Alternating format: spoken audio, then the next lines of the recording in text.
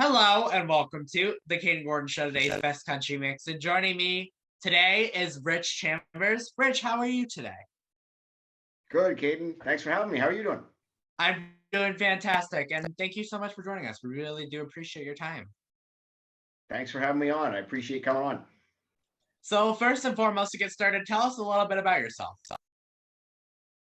About myself, well, I'm from Vancouver, Canada. So I grew up in Vancouver, and huge country and rock music fan. I've always straddled the line back and forth.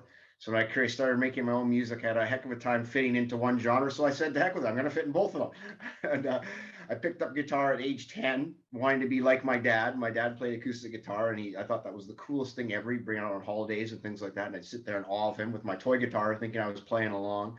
Mhm. And so that's where, and it was from my dad, and then my mom encouraged me. She's the one who put me in guitar lessons, and so the two of them really put me into music. And it really took hold when I wrote my first song at 14 and played in my first rock band or pop band. That's when it took off, and it's been a lifelong adventure ever since. Awesome, awesome. What is something that you most love about music? Like, is there something in particular that you like about it? Well, that's a good question. I haven't been asked that before. I love the fact that music, and I'm sure other music lovers will agree with me, that music provides an escape. It can put you into a different world, put you in a different mood. It also provides an ultimate backdrop for many things. I mean, how many times have we listened to a song and it's taken us right back to a certain moment in our life and provides that ultimate, absolute, amazing snapshot of moments in our lives? Music has that ability to put you in a different moments, different mindsets, and different moods, and it's just beautiful for that. Mhm. So, do you have like a creative process when you write or create new music, Rich? Oh, that's a good question too. I always like to say I have that, oh my goodness, did this actually happen scenario, which happens maybe 15, 20% of the time where I get blasted with an idea and within 30, 40 minutes, I have a completely song written out. That to me is, I can't believe that happened idea. But most of the time it's, okay, I get an idea, whether it be a guitar riff or a lyric or a melody, and I have to massage it and work it and make it happen. So that happens. That's the majority of the time. Most songwriters will tell you that there's those divine inspiration moments. Most of the time, it's just hard work. It's trial and error. Put these chords together, put these lines together, try this, try that. So there's a lot of hard work involved in songwriting. Work I love to do, mind you. That is very true. You have to try to make sure that you're hitting the right what's the word I'm looking for? Like the right notes and everything, the right chorus and Yeah, all that. yeah, So yeah. I've thrown many things out the door. I have many things on the back burner because to me, they didn't quite get it. I'm very hypercritical of my own material. I think more artists have to be. mhm. They have to see. I ask myself, Rich, is this any good? If you were somebody else, would you want to listen to this? And lots of times I'll say, no, it's not, and move on to the next song. So I think it's important to be honest with your songwriting. Definitely for sure. Because if it's something, especially probably my favorite, songs and stuff is when they come from like the heart and stuff and it comes from like a real life Mhm. experience. Those are probably my favorite. And that's what country's all about, I feel like. That's for sure. So No, absolutely, absolutely. I totally agree with you, Kayden. To me, the most passionate and fulfilling songs for me came from a very personal place. mhm. Not all my Whether songs come that from a be personal place, but my favorite right. ones seem to. Yeah, whether that be like relationship songs or anything like that, all those songs are really awesome. Yeah, absolutely. hmm Nothing bad to like the newer country pop stuff that comes out, but I like the stuff where they tell a story. So Yeah. Well, Waylon Jennings, Johnny Cash, a couple of my favorites. Absolutely love the older country. Mind you, wasn't considered older country when it came out, but uh, I love that stuff. mhm. So Rich, do you have any new singles or any upcoming projects that we can look forward to? I do. I just have one that's on the agenda right now. It's called "I Wonder," and it's the video shoot. I absolutely loved. We rented a condo here in Vancouver, and I got a bunch of shots of the city in the background. Absolutely love that. And that one's out right now. And I got another one coming out at the end of March. And I'm actually on the last, about 4 weeks ago, I suddenly shifted. I was going to put on another original song, and I'm doing a Beatles cover. Actually, I Saw Her Standing There. And I have a series about 6, 7 originals now, and I want to follow it up with a cover song that Mhm. straddles all kinds of genres. The way what I love about a lot of the Beatles stuff is that it crosses over many genres, and I've done a version of the song that could easily fit on a country chart, easily fit on a rock chart, could easily be played by a punk station or a new wave station. I've straddled all kinds of genres. I mean, I have there's so many different types of music I love, and I've tried to put them all into this one song. So I'm really excited about this. It's going to be. I just shot the video yesterday, so it's going to be a lot of fun. So end of March, Kayden, that comes out. Awesome. Yeah, I'm excited to see the video. It sounds really cool in the Thank background. you. Oh God, that sounds awesome. Thank you. Yeah, I'm pretty excited. Yesterday, we were filming the video shoot, and I actually had a Beatles suit on with the collarless collar, That's awesome. and then I did shots of me in modern gear. So it's going to be back and forth, and me looking like a Beatle in the '60s, and me today. So I'm pretty excited about what it's going to come out looking like. Absolutely. Let me ask you, how is it in Canada? I've never been up that way or in Vancouver or anything. How is it up there? I love it. I mean, we're actually one of the warmer places in Canada. Our climate where Oh, I am really? is very Mm, similar okay.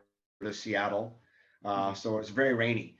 And I've always loved being Canada, and I love being brothers and sisters to the U.S. I think that we have one of the best country relationships in the world, and I love the fact that we have such a large, undefended border. I mean, I think that's something that both Canada and the U.S. should be very proud of.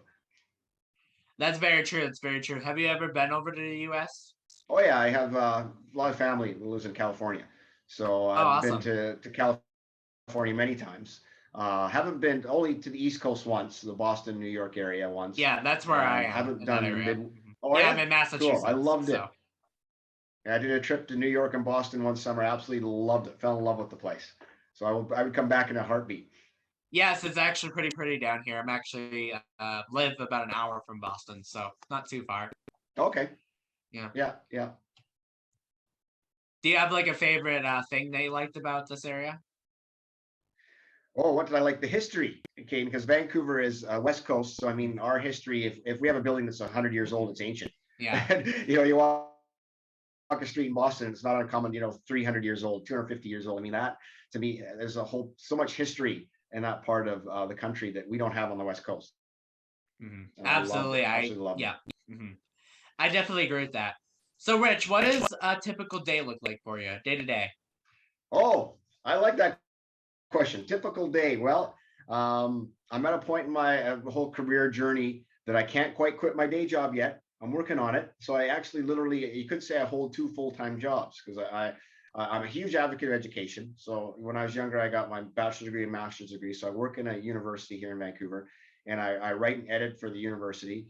So that's what I do 9 to 5, Monday to Friday. And I'll come home and I'll get on the computer and I start emailing people like yourself, and I start sending my songs out to radio stations and posting on Facebook and Instagram, recording music and that sort of thing. So it's slowly shifting where the music, as I'm getting more and more popularity and picking up more and more fans, which I'm continually humbled by. Absolutely, sometimes like I have that imposter syndrome. I can't believe that people actually follow me and liking my stuff, but I'm so happy for it. So it's a very busy day. I play hockey once or twice a week, and so that's my sort of escape. And I do a lot of working out and jogging and weights and that sort of thing. So I think it's important to be physically healthy and active. But basically, I'm holding two full-time jobs at the moment, and I'm loving every minute of it. I can't say enough about how much fun I am having on this music journey that I've been on seriously on for the last 2 to 2.5 years. That's awesome. That's awesome. What do you do on the side, if you don't mind me asking? Um, well, I do on the side. I mean, for pleasure, and I'll play hockey. I'm a big fitness guy, and I love to spend time with my kids and my friends, and that's the stuff that really matters. And so, and then I'll write too as well. I also write fiction as well as songs, and I've got one novel published, and I'm working on a second one. But it kind of takes a sidestep to a backseat to my music writing because that's my first and foremost love with writing is music first. So, what advice would you give someone that might want to get into singing but don't really know how to get into the industry?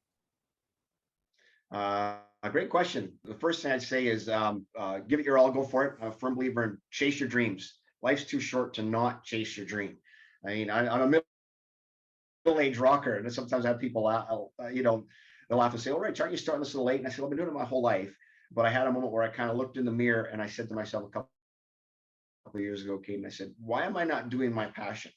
And I had no answer for myself. So I committed right there and then to make music my thing. I'm going to go after it full time and hardcore. So my advice to anybody is to heck with what anybody says, chase your dream and go for it. But be realistic. Dreams and pragmatism have to go together. In other words, you have to dream big. You have to be pragmatic and realistic with your dream. What are my skill sets? What can I do well? And get a plan in place. Holy crap, you need a plan. You can't just go out there and start making music. You have to have a plan. How do I put it together? How do I market it? How do I publish it? How do I promote it? All these kinds of things. I mean, I got Excel spreadsheets all over the place and notes all over the place. And you have to put a plan together and be prepared to change it. This music industry, oh my goodness, the plan changes. It changes like, yeah, it changes really fast. Yes, that's part of the exciting part of it too. And the other biggest thing too is don't let people bring you down. Unfortunately, there's a lot of people that are quick to say, "Oh, people are heavy music critics," and sometimes it's frustrating. Yeah. Oh, you don't have. The amount of times I've heard "you don't have it, kid" comments, and I just brush it off and say, "That's okay. That's your opinion. I'm going to keep going." So you have to persevere and just keep on going. Unfortunately, there are some very, very, very, very mean critics out there, and not anything bad, but they can be. Yeah. Yeah, which is unfortunate, but that's part of it.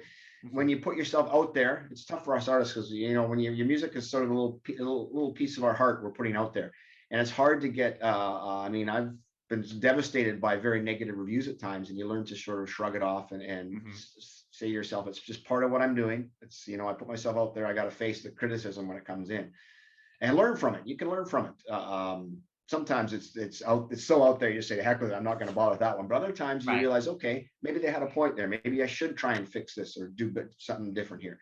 So you have to not take it personally as hard as it is. You have to try not to take it personally.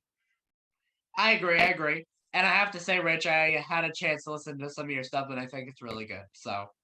Oh, thank you, Kayden. Appreciate that. Thank you. Yeah, you're very, very, very welcome. So what is one message that you would like to give your fans or anyone listening to this, Rich? One message. Like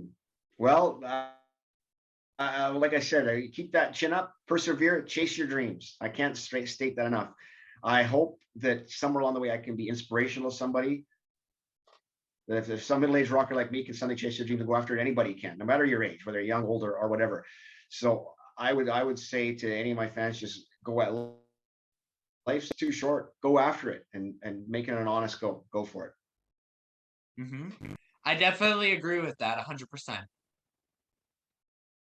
Thank you. Well, I can see you've done it too. I mean, I saw in your bio you had a huge love of being a DJ, and you went out and did it. So good for you. Thank you so much. Yeah, I definitely got started, like at a young age. You definitely have already been on my website, so you know a little bit about me. So.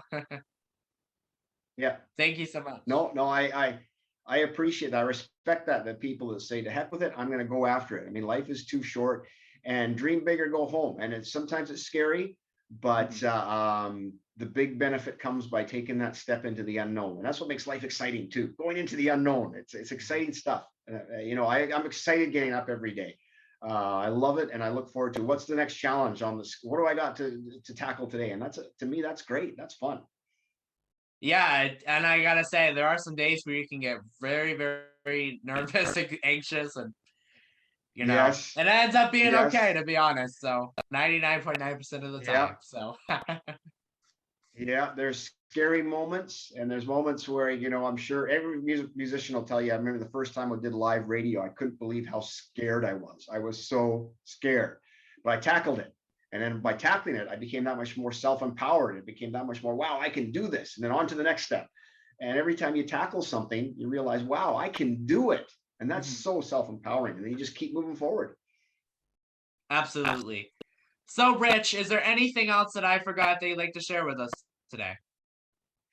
We talked about my latest single, I Wonder, which is out right now. We got, I saw her standing there on the end of March with a video accompanying it. And there's going to be a steady stream of videos and singles released.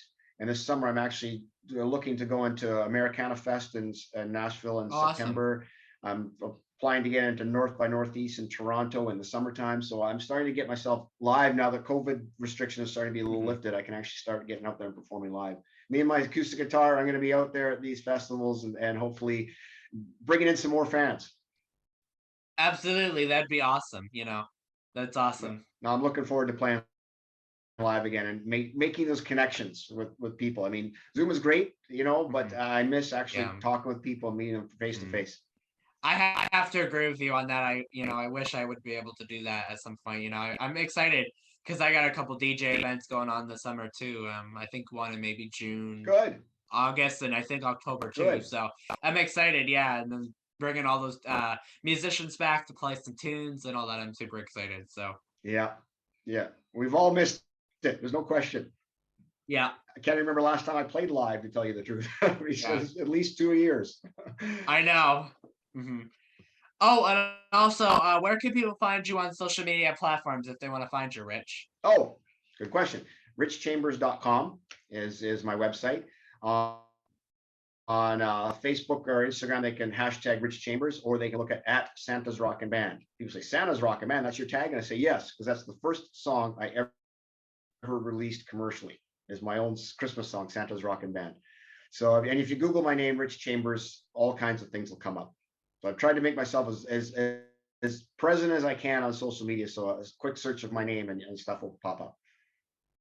Awesome. Well, I would like to thank Rich Chambers for joining us right here on the Kayden Gordon Show, today's Best Country Mix. We really do appreciate your time so much to come on with us today, Rich. So much. Thanks, Kayden. Had a blast talking with you. Thank you.